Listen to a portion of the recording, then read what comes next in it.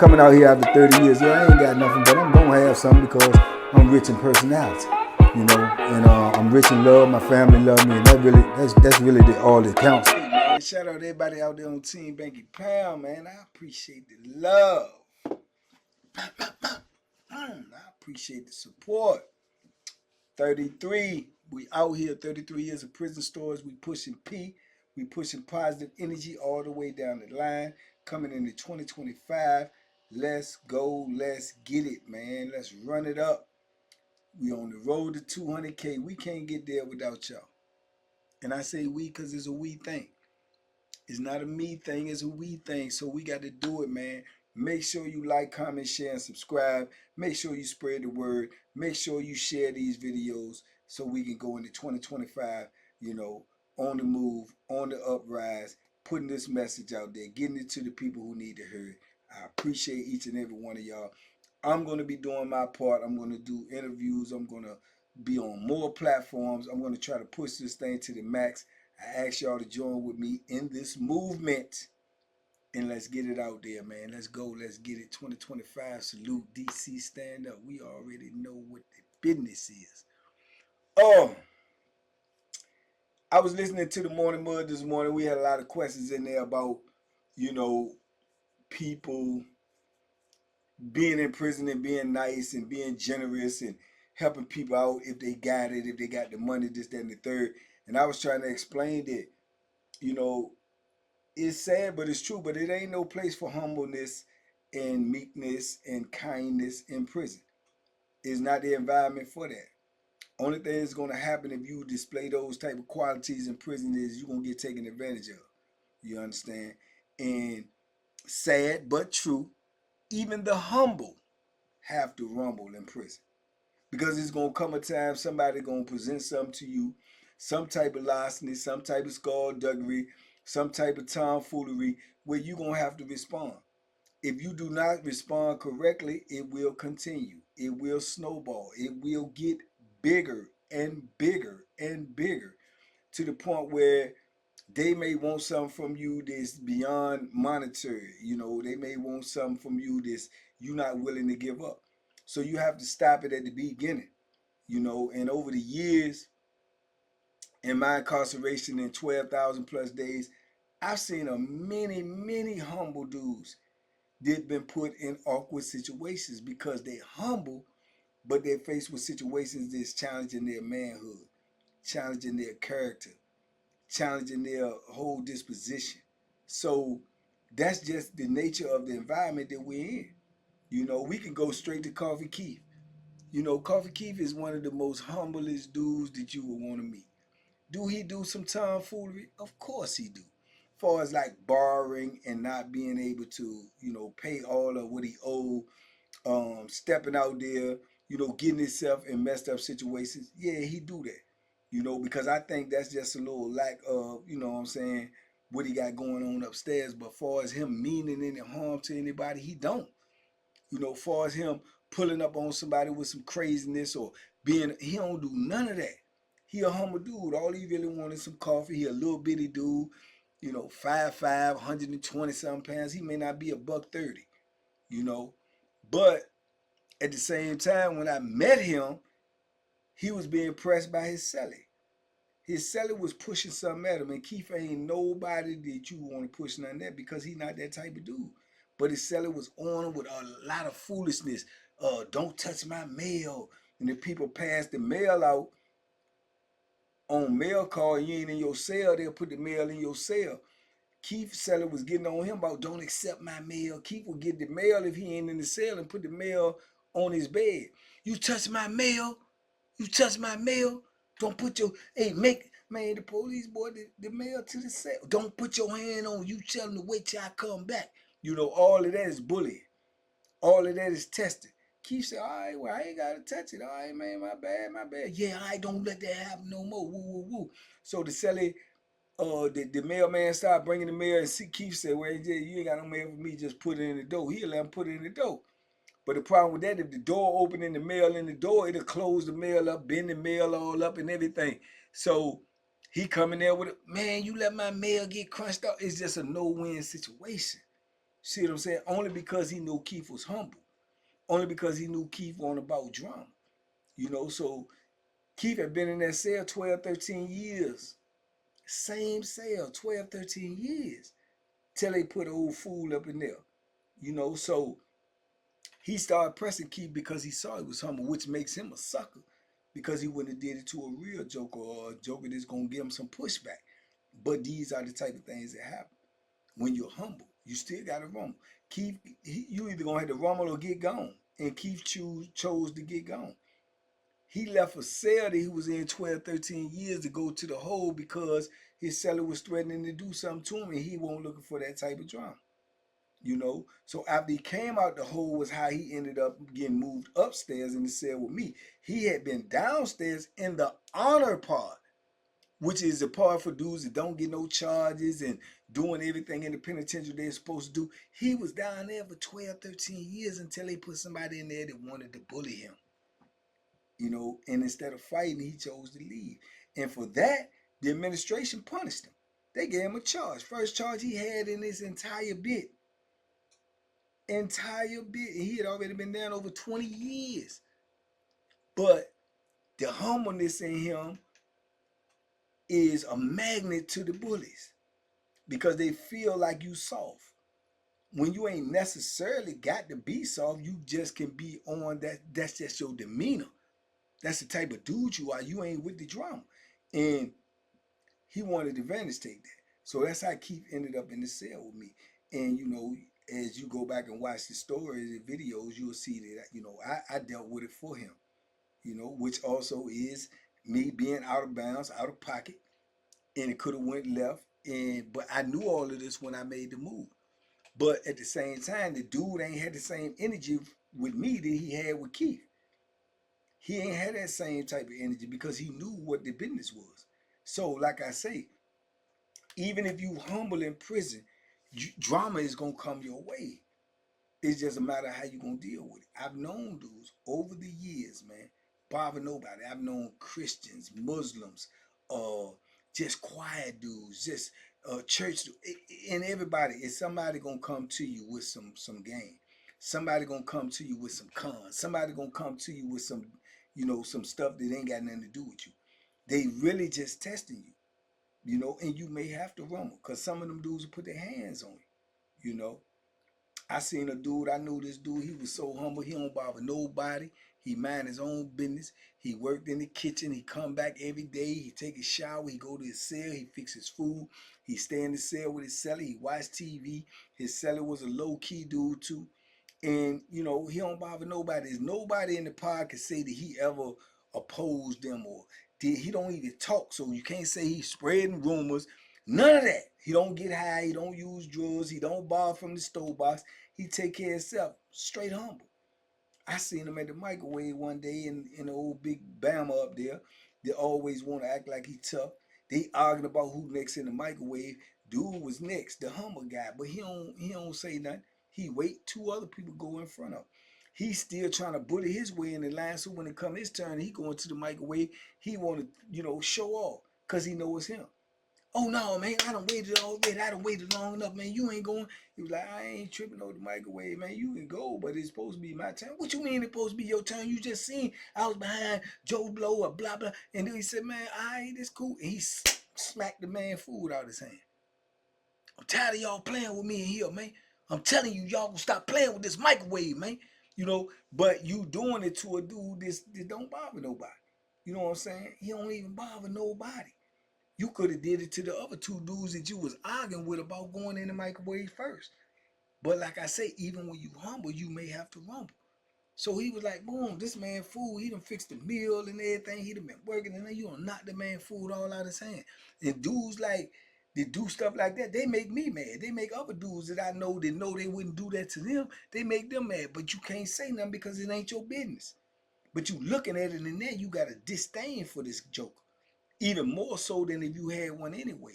And that's the way I was looking at him like, And but like I say, sometimes you pick the wrong dude. They may be humble by choice, not by force.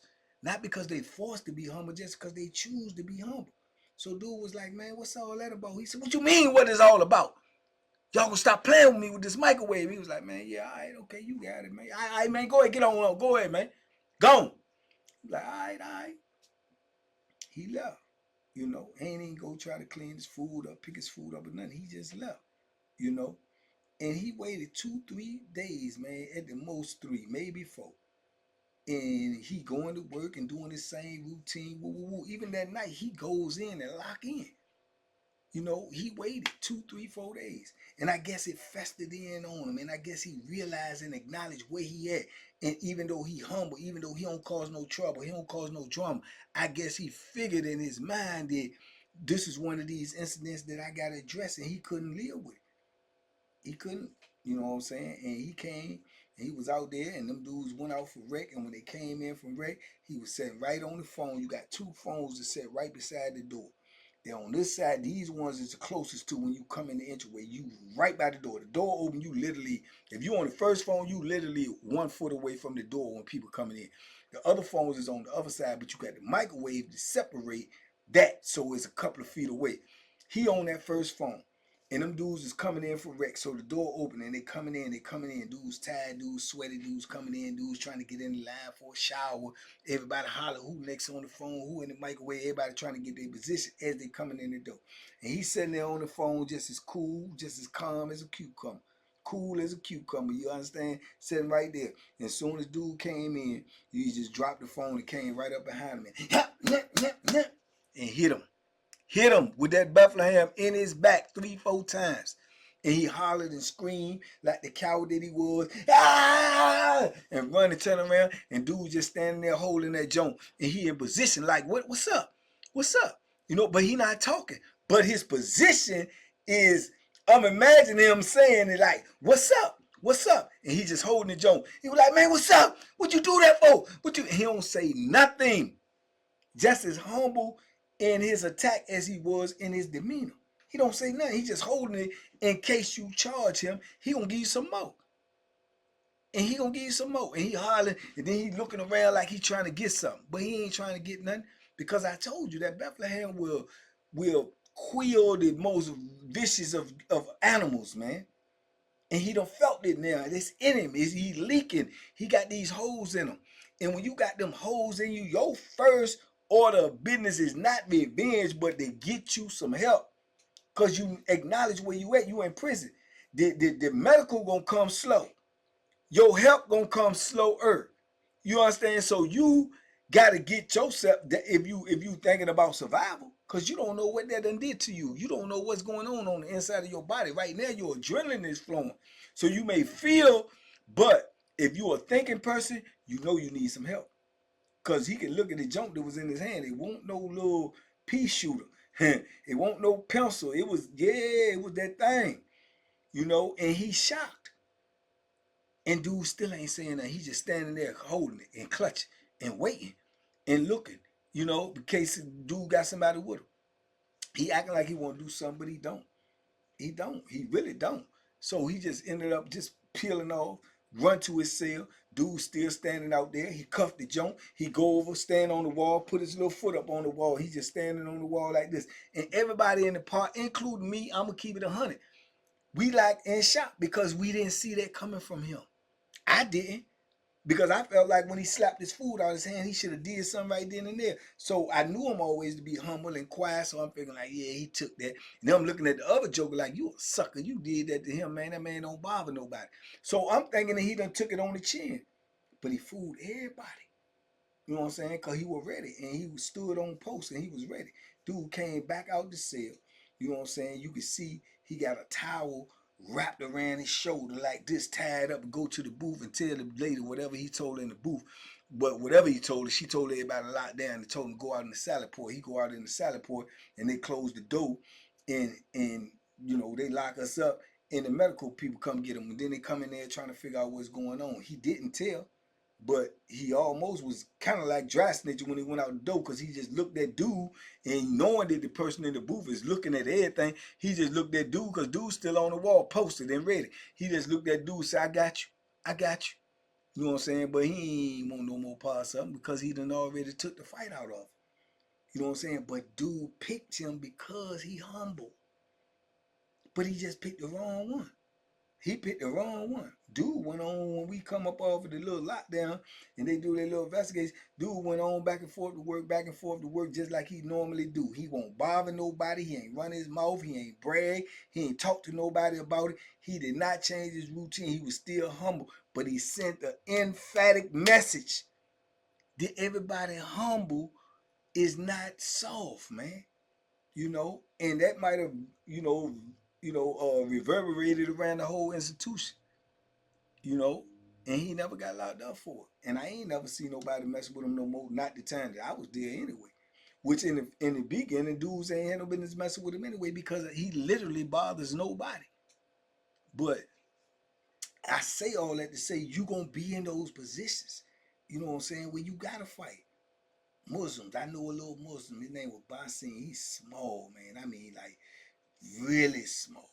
I'm talking about like 5'2", 5'3", maybe 115 pounds. Little Muslim bro. He got big mouth though. He got a big. He'll talk that talk because he a Muslim. He got all the Muslim with him, but he'll talk, run his mouth and everything. But he was a good dude all the time. He humble. But when he get in conversation, especially if he debating anything about religion, he'll get low, But he a humble dude. He don't bother nobody. He'll give you something.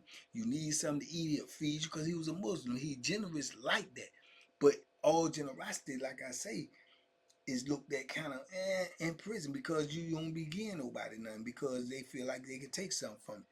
But he got to sell it one time and he ain't like his seller because his seller, won't respecting him praying, won't respecting, how he live. He got to pray a couple times a day, this, that, and the third. So he arguing with his seller, but his seller ain't no real big dude. Ain't no nothing but everybody big to Basim.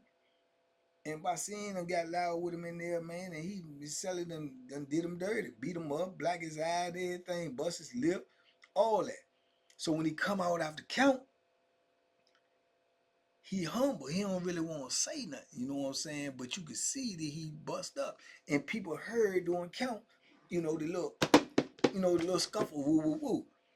But as soon as the Muslims found out, which is humble, a group, humble organization, they are humble, not weak. Soon as they found out and they looked at Basim and Basim was like, ain't nothing, everything okay. Don't worry, I'm all right, I'm good. And I believe, without a shadow of a doubt, that Basim was going to try to hurt that boy in that cell when he was asleep. There's no doubt in my mind. That's why he was trying to tell his brothers that I'm okay, it ain't nothing, because he won't try to tell them what happened, but it was evident. And people had been talking, man, what was going on down there doing count, woo, woo, woo. And they done said something to the Muslims. So when they pull up on Basim and they see his face and they see that he ain't trying to talk, yeah, they went down there to that cell to talk to his celly. And his celly was kind of be aggressive. And that was the worst thing he could have did. Because two of them FOIs, Fruit of Islam, went up in that cell. And once again, and it don't take long. They come up out there and went on about their business. And they had to send somebody in there to get him and take him up out of there. So that's how they coming. Because that's their brother. But Basim ain't want that. Because I think Basim wanted to put that work in himself. But physically, he can't beat nobody. He too little. He too little. And he has seizures. He had, he was one of them dudes. I don't know what causes or whatever, but he has seizures. Basim been took out on medical so many times from just falling out in the pod, falling out in the cell. So people was looking at it like, and you want to fight a dude and beat a dude up like this? A dude is less than 130 pounds, this, that little, and he has seizures, you want to beat a dude up like this? That's the position that the Muslims took when they did him dirty, you know? So, but that's what I mean. Humble, size, age, it don't matter. They will get you in prison. They will get you. They will try you. They will do you dirty. If you humble, you still might have to rumble. If you small, you still might have to put it in. You know what I'm saying? It doesn't matter. You know what I'm saying? To people in there, because this is the lifestyle that they live. It's dog eat dog. It's bite or be bitten. It's fight or flight. That's what it is. You know, so ain't no breaks coming to you in prison, man. If it is, it's gonna be bones. You know, elbows, arms, legs, jaws. That's the only breaks you getting in prison. You ain't getting no regular breaks. You know, so yeah, man. But humble dudes don't last, man. They don't, man. They gonna get advantage to you. And remember when I told you Kitchen Man? Kitchen Man was my celly. Kitchen Man, one of the quietest dudes on the block. He talks so soft you can't even hear him. You right here in his face. You like, what you say? I'm saying right. I'm trying to borrow 2 packs of cookies. You can't even hear the Joker. This is how he talk regular. And his move all slow and lanky. And he don't bother. Kitchen Man got fighting after fighting after fight. Cause dudes try to take advantage of him, but he will fight. He just couldn't fight. He go and come in the cell something. What happened? Black eye, busted lip. He don't went in the cell. Dude said, "Come on and go in the cell then." Woo, woo, woo, because he used to bring that food back, and dudes gonna beef with him just cause he done sold all the food, and they can't buy none. Call him outside his name, and mush him and all this, and he'll come on and cell, and he'll go and take the whooping, and come on in the cell and clean himself up and get up in the bed and cover himself up, cover it with the sheets, wear the black eye, wear the busted lip or whatever. But he won't gonna check in. But he had to fight because he's a man and he's in prison, you know. And I ain't like it at all, you know, because I could see the advantage taken, you know. But Kitchen Man was fighting like he would fight before he moved in the cell with me. You know what I'm saying? He had already been in a couple of rooms. He fought flip-flop, you know what I'm saying? Because they beef, you know. So it's just the nature, man. It's the nature of where we at, you know. It's the frustration, the irritation. You know, it's the incarceration, it's the, you know, being without your liberty, being not around your loved ones, being that you can't do what you want to do. You know what I'm saying? You can't live how you want to live, and you're around jokers that you don't even like, but you can't get away from. You know, so it's all of that, man, where everybody got this anger in them, everybody got this aggression in them, everybody got this stuff in them that they want to let out, and they ain't got nowhere to release it. So where they gonna release it? On you. On you. And you're going to have to defend yourself against that. If you behind these bars, that's it. You know, ain't no getting around it. So, you know, I just wanted to address that, man. And I can go on and on about this subject because I done seen countless scenarios just like this. And sometimes they turn out good for this dude, and sometimes they turn out good for this dude. It all depends. Because I'm going to tell you, every closed eye ain't sleep. Every closed eye ain't sleep, you know, and every humble guy ain't weak. Keep that in mind, man. Anyway, man, y'all talk to me in the comments. I talk back, man. Please share these videos. Please like, comment, and subscribe. Make sure you subscribe. Please go follow me on Banky Pound 4 Pound on Facebook. We pushing. We need 10,000 over there so we can share some of these stories over there. 2025, the mission is 200K, and to get on every platform that will elevate this platform. Let's go. Let's get it. TBP Nation, stand up. Salute DC. We in the building, man. Y'all be safe, be smart, make good decisions, man. Duck them hooks, man. They out there, man. And penitentiary is waiting for you. Duck there too. Ain't nowhere to be. Peace.